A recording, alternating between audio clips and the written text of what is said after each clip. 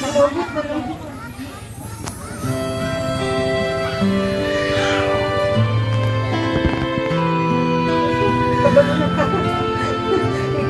lang yung wala kong piliin.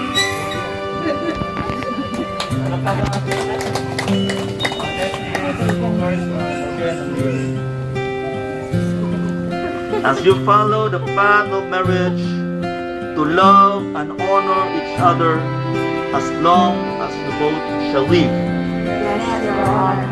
Are you prepared to accept children lovingly from God and to bring them up according to the law? Yes, Your Honor. Donewell and Ricamarie, Reymart and Wenielyn, Nilo and Kristine.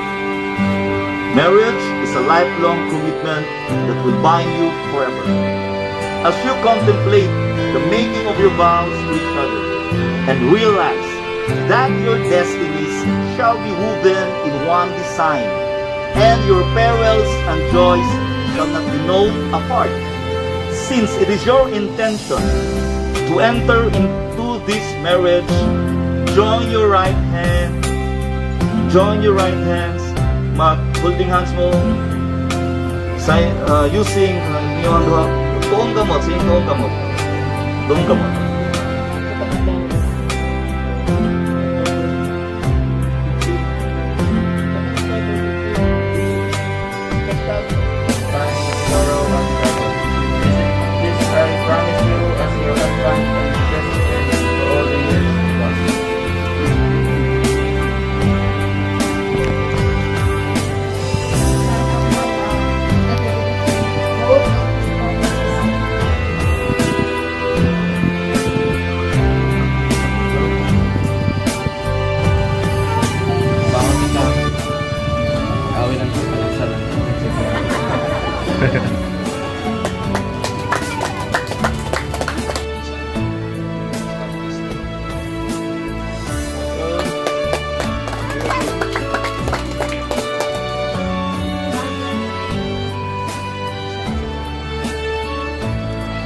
Magpuyo mo sa usa ka panimalay na puno sa gugma ug paglaom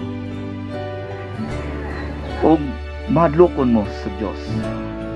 Ikaduha, to observe mutual love and support sama sa gugma nga inyuhang gipaambit, inyuhang gipalambok samtang uyab pa mo kini inyuhang palig-unon labi na kay karon kasado na mo.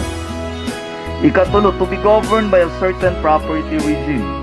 I suppose wala man siguro mo nang bitong gitawag og prenuptial agreement, kasabutan bahin sa kabtangan na maabot sa inyong kaminyoon.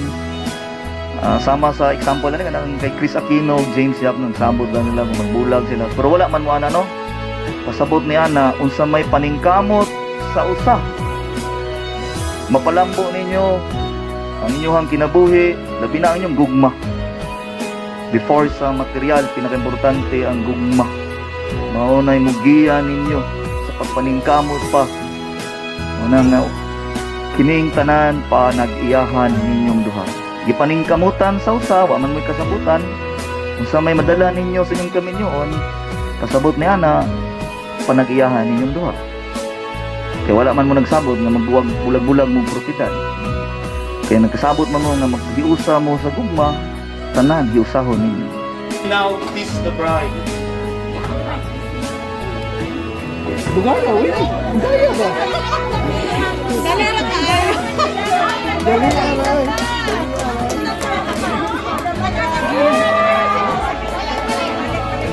Kaya ba ka na? Kung mo naman kayo na kanay nyo dito sa